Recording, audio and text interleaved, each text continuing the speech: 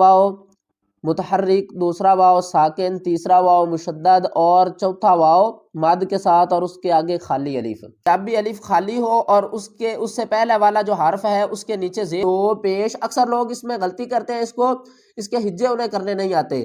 کس طرح وہ ہجے کرتے ہیں؟ السلام علیکم ورحمۃ اللہ وبرکاتہ۔ جیسا کہ آپ سب جانتے ہیں کہ قرآن پاک کے مشکل ترین ورڈ کو سیکھنے کی یہ سیریز ہماری جاری ہے۔ اگر آپ قرآن پاک کو آسان تجوید کے ساتھ سمجھنا چاہتے ہیں، اس کی تجوید کو درست کرنا چاہتے ہیں تو ہمارے سبق میں شامل ہو جائیے، انشاءاللہ آپ کی تجوید درست ہو جائے گی۔ آج کے سبق میں ہم اس مشکل ترین ورڈ کو پڑھنا سیکھیں گے۔ اس میں مشکل کیا اکثر لوگوں کو ہوتی ہے، کنفیوز ہو جاتے ہیں، اکثر لوگ اس کی ادائیگی ٹھیک نہیں کر پاتے، انہیں پتہ نہیں چلتا کہ اس حرف کو کس طرح پڑھنا ہے۔ وہ کیوں کنفیوز ہوتے ہیں؟ آپ دیکھیں تو ایک واو متحرک، دوسرا واو ساکن، تیسرا واو مشدد اور چوتھا واو مد کے ساتھ اور اس کے آگے خالی الف۔ آج کے سبق میں ہم اس کو پڑھنا سیکھیں گے جس میں یہ 4 واو استعمال ہو رہے ہیں۔ ان واو کو کس طرح پڑھنا ہے، ہر واو کی الگ ادائیگی ہوگی یا سب ایک دوسرے کے ساتھ ملیں گے، انشاءاللہ آج کی ویڈیو میں آپ کو اس کے بارے میں بتاؤں گا۔ اور یہاں پر دوسرا ہم پڑھیں گے، یہ میم کے آگے الف آ رہی ہے، ایک میم مشدد آ رہی ہے اور دوسری میم کے نیچے زیر ہے۔ ایک میم یہ دیکھیں مشدد بھی ہے، اس کے آگے الف ہے، اور دوسری میم مشدد نہیں ہے، متحرک ہے، یعنی اس کے نیچے زیر ہے، آگے الف ہے۔ اس مشدد والی میم والی الف کو ہم پڑھیں گے یا زیر والی جو میم کے آگے الف ہے اس کو پڑھیں گے؟ انشاءاللہ آج کے اس ویڈیو میں اس کے بارے میں بھی آپ کو بتاؤں گا۔ اور یہاں 2 پیش ہے اور آگے یا ہے، اس کے ہجے کس طرح ہوگے انشاءاللہ آج کی ویڈیو میں آپ کو اس کے بارے میں بتاؤں گا۔ چلیں سبق شروع کرتے ہیں، غور سے سنیے گا۔ بسم اللہ الرحمن الرحیم۔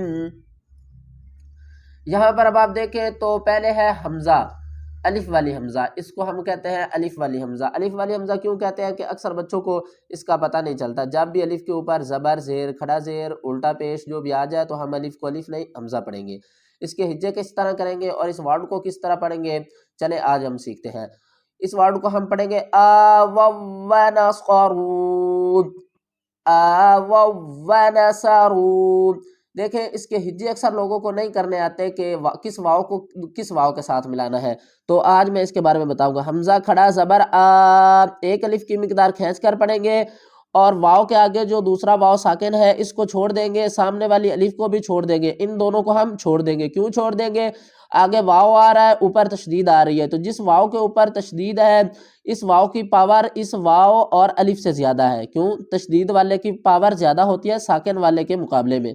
تو ہم کیا کریں گے، اس واو کو اس واو سے ملائیں گے، یہ جو درمیان والا واو ہے اس کو چھوڑ دیں گے، اس الف کو بھی چھوڑ دیں گے اور اس واو کے اوپر سختی کریں گے۔ کیوں سختی کریں گے؟ کیونکہ اس واو کے اندر بھی ایک واو اس طرح ساکن چھپا ہے، یہ 2 واو اکٹھے ہیں۔ آپ نے جب بھی تشدید والا حرف دیکھنا ہے تو وہ ایک حرف نہیں ہوگا، وہ 2 حرف ہوں گے، اس کے اندر ایک حرف ساکن ہوگا، دوسرا حرف متحرک ہوگا۔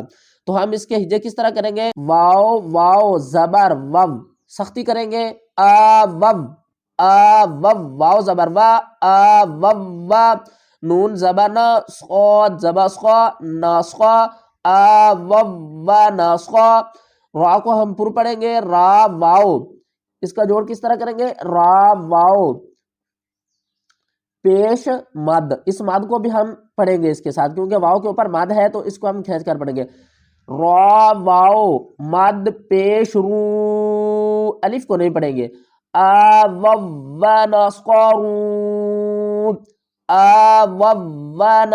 ونصرون۔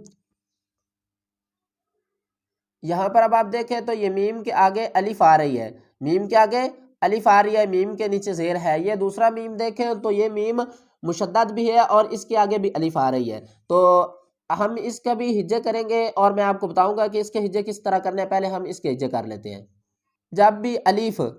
جب بھی الف خالی ہو اور اس سے پہلے والا جو حرف ہے اس کے نیچے زیر ہو تو ہم الف کو نہیں پڑھیں گے۔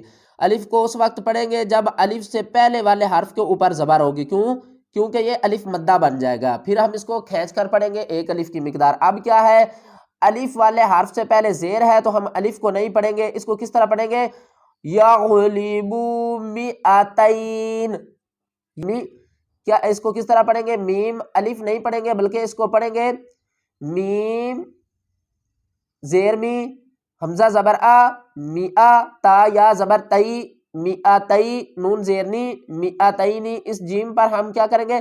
اس کا مطلب ہوتا ہے کہ یہاں پر آپ سٹاپ کر سکتے ہیں، رک سکتے ہیں، اور اس کے علاوہ آپ کنٹینیو بھی رکھ سکتے ہیں. کس طرح؟ میآتینی، میآتینی بھی پڑھ سکتے ہیں. وقف کی صورت میں نون کو ساکن کریں گے، نون کی زیر کو ڈراپ کر دیں گے، میآتین. آگے آپ دیکھیں تو میم مشدد ہے، اس کے اوپر ہم کیا کریں گے؟ گنا بھی کریں گے اور اس کی الف کو بھی نہیں پڑھیں گے. میم زیر می، حمزہ زبر آ، میآ. آگے اس جو ہے نا تا، اس کے ہم ہجے کس طرح کریں گے؟ تا یا دو پیش توئیں، تا یا دو پیش. اکثر لوگ اس میں غلطی کرتے ہیں، اس کے ہجے انہیں کرنے نہیں آتے. کس طرح وہ ہجے کرتے ہیں؟ تا یا دو پیش تم، تج کر جاتے ہیں. تو ہم نے کیا کرنا ہے؟ تا یا دو پیش توئیں، میآتوئیں، یا غین زبر یغ، میآتوئیں یغ. یہاں پر ہم کیا کریں گے؟ گنا بھی کریں گے. ادغام ہو رہا ہے یہاں پر. ادغام کا مطلب کیا ہوتا ہے؟ مدغم کرنا، ایک حرف کو دوسرے حرف میں ملانا. اور یہاں پر ہم کیا کریں گے؟ تا کو یا سے ملائیں گے، میآتوئیں یغلبون.